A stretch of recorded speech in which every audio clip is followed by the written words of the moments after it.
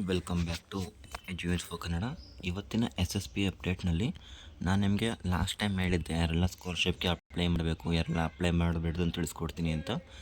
ಇವಾಗ ತಿಳಿಸ್ಕೊಡ್ತಾ ಬರ್ತೀನಿ. ವೀಡಿಯೋನ ಸ್ಕಿಪ್ ಮಾಡಿದೆ ಕೊನೆವರೆಗೂ ನೋಡಿ, ಯಾಕಂದರೆ ತುಂಬ ಜನ ಮತ್ತೆ ರಿಪೀಟೆಡ್ ಡೌಟ್ಸ್ಗಳನ್ನೇ ತುಂಬ ಕೇಳ್ತಾ ಇದ್ದೀರಾ.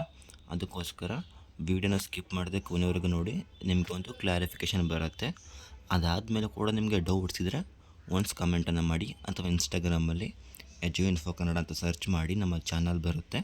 ಅದರಲ್ಲಿ ಬೇಕಾದರೆ ನೀವೇ ಏನೇ ಡೌಟ್ಸ್ ಇದ್ರೂ ಕೂಡ ಕ್ಲಿಯರನ್ನು ಮಾಡ್ಕೊಡ್ಬೋದು, ಡೈರೆಕ್ಟಾಗಿ ಡಿ ಎಮ್ ಮಾಡಿ. ಇವಾಗ ಡೈರೆಕ್ಟಾಗಿ ವೀಡಿಯೋಗೆ ಬರೋದಾದರೆ ನಾನು ಲಾಸ್ಟ್ 2 ವೀಡಿಯೋನ ತಿಳಿಸ್ಕೊಟ್ಟಿದ್ದೆ.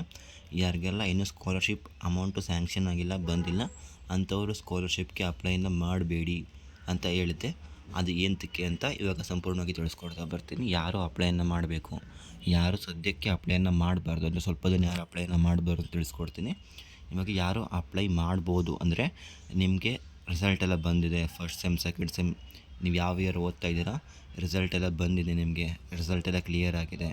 ಮತ್ತು last year S S P amount ನಮಗೆ ಬಂದಿದೆ, ಸಿಂಗಲ್ ರುಪಿ ಕೂಡ ನಮಗೆ ಪೆಂಡಿಂಗ್ ಇಲ್ಲ, ಫುಲ್ ಅಮೌಂಟು ಕ್ಲಿಯರ್ ಆಗಿದೆ ಅಂತ ಯಾವ ವಿದ್ಯಾರ್ಥಿಗಳು ಹೇಳ್ತಾ ಇದ್ದೀರಾ ಆ ವಿದ್ಯಾರ್ಥಿಗಳು ಅಪ್ಲೈಯನ್ನು ಮಾಡಿ. ನಿಮಗೆ ಯಾವುದೇ ಥರ ಎಫೆಕ್ಟ್ ಆಗೋಲ್ಲ, ಡೈರೆಕ್ಟಾಗಿ ಅಪ್ಲೈಯನ್ನು ಮಾಡಿ. ನಿಮಗೆ ರಿಸಲ್ಟ್ ಬಂದಿದೆ, ನಿಮ್ಮದು ಯೂನಿವರ್ಸಿಟಿಗೆ ನಿಮ್ಮ S S P data fix ಆಗಿದೆ ಅಂದರೆ ನೀವು ಡೈರೆಕ್ಟಾಗಿ ಅಪ್ಲೈಯನ್ನು ಮಾಡ್ಬೋದು. ಇನ್ನು ಕೆಲವೊಬ್ರು ಯಾರು ಅಪ್ಲೈಯನ್ನು ಮಾಡ್ಬೋದು ಅಂದರೆ, ಇವಾಗ ಯಾರು ಹೊಸ್ದಾಗಿ ಅಪ್ಲೈಯನ್ನು ಮಾಡ್ತಿರ್ತಿದ್ದೀರ, ಇದುವರೆಗೂ ಒಂದು ಸಲನೂ ಅಪ್ಲೈಯನ್ನೇ ಮಾಡಿಲ್ಲ, ಇದೇ ಫಸ್ಟ್ ಟೈಮ್ ಅಪ್ಲೈಯನ್ನು ಮಾಡ್ತಿದ್ದೀವಿ ಅಂದರೆ ನೀವು ಕೂಡ ಅಪ್ಲೈಯನ್ನು ಮಾಡಿ. ನಿಮಗೆ ಆ ಥರ ನಿಮಗೂ ಎಫೆಕ್ಟ್ ಆಗೋಲ್ಲ, ಯಾಕಂದರೆ ನೀವು ಫಸ್ಟ್ ಟೈಮ್ ಅಪ್ಲೈಯನ್ನು ಮಾಡ್ತಿರೋದ್ರಿಂದ ನೀವು ಡೈರೆಕ್ಟಾಗಿ ಅಪ್ಲೈಯನ್ನು ಮಾಡ್ಬೋದು. ಇನ್ನು ಯಾರೆಲ್ಲ ಅಪ್ಲೈಯನ್ನು ಸದ್ಯದ ಮಟ್ಟಿಗೆ ಮಾಡೋದು ಬೇಡ ಅಂತ ಬಂದಾಗ, ನೀವಿಲ್ಲಿ ಸ್ಕಾಲರ್ಶಿಪ್ ಅಮೌಂಟು ಇನ್ನೂ ಯಾರಿಗೂ ಸ್ಯಾಂಕ್ಷನ್ ಆಗಿಲ್ಲ, ನಿಮಗೆ ಅಪ್ಲಿಕೇಶನ್ ವೆರಿಫಿಕೇಷನ್ ಆಗಿಲ್ಲ, ಅಮೌಂಟೇ ಸ್ಯಾಂಕ್ಷನ್ ಆಗಿಲ್ಲ, ದಯವಿಟ್ಟು ನೀವು ಅಪ್ಲೈನ ಮಾಡಲಿಕ್ಕೆ ಹೋಗಬೇಡಿ.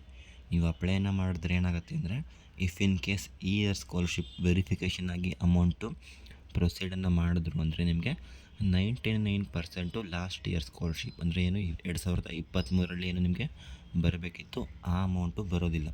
ಆ ಒಂದು ಕನ್ಸರ್ನ್ಗೋಸ್ಕರ ನೀವು ಸದ್ಯದ ಮಟ್ಟಿಗೆ ಅಪ್ಲೈಯನ್ನು ಮಾಡಬೇಡಿ. ನಾನು ಹೇಳ್ತೀನಿ ಯಾವಾಗ ಅಪ್ಲೈಯನ್ನು ಮಾಡಬೇಕು ಅಂತ. ಇನ್ನು 50-50 ಯಾರು ಅಪ್ಲೈಯನ್ನು ಮಾಡ್ಬೋದು ಅಂದರೆ, ನಿಮಗೆ ಫೀ ಕನ್ಸೆಷನ್ ಅಮೌಂಟ್ ಬಂದಿದೆ, ಪಿ ಎಮ್ ಯಾಸವಿ ಅಮೌಂಟ್ ಬಂದಿಲ್ಲ, ನೀವು ಅಪ್ಲೈಯನ್ನು ಮಾಡಿ. ಇಲ್ಲ ಪಿ ಎಮ್ ಯಾಸವಿ ಅಮೌಂಟ್ ಬಂದಿದೆ, ಫೀ ಕನ್ಸೆಷನ್ ಬಂದಿಲ್ಲ, ಅಪ್ಲೈಯನ್ನು ಮಾಡಿ. ನೀವು ಅಪ್ಲೈಯನ್ನು ಮಾಡ್ಬೋದು. ಏನಕ್ಕಂದರೆ ಆಲ್ರೆಡಿ ನಿಮ್ಮ ಬ್ಯಾಂಕ್ ಡೀಟೇಲ್ಸ್ ಬಂದು ಫಿಕ್ಸ್ ಆಗಿರುತ್ತೆ ಎಸ್ ಎಸ್ ಪಿಗೆ. ಇಫ್ ಇನ್ ಕೇಸ್ ಅಮೌಂಟ್ ಏನಾದರೂ ಸ್ಯಾಂಕ್ಷನ್ ಆಯಿತು ಅಂದರೆ ನಿಮ್ಮ ಅಕೌಂಟ್ಗೆ ಬರುತ್ತೆ.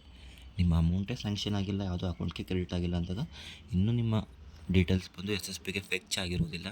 ಆವಾಗ ಏನಾಗುತ್ತೆ ಅಂದರೆ, ನಿಮಗೆ ನ್ಯೂಲಿ ಅಕೌಂಟ್ ಫಿಕ್ಸ್ ಆದಾಗ ಹಳೆ ಅಕೌಂಟ್ ಮಿಸ್ ಆಗೋ ಚಾನ್ಸಸ್ ಜಾಸ್ತಿ ಇರುತ್ತೆ. ಅದಕ್ಕೋಸ್ಕರ ಸದ್ಯದ ಮಟ್ಟಿಗೆ ಯಾರಿಗೆ ಸ್ಯಾಂಕ್ಷನ್ ಆಗಿಲ್ಲ ಯಾರು ಕೂಡ ಅಪ್ಲೈಯನ್ನು ಮಾಡಲಿಕ್ಕೆ ಹೋಗಬೇಡಿ.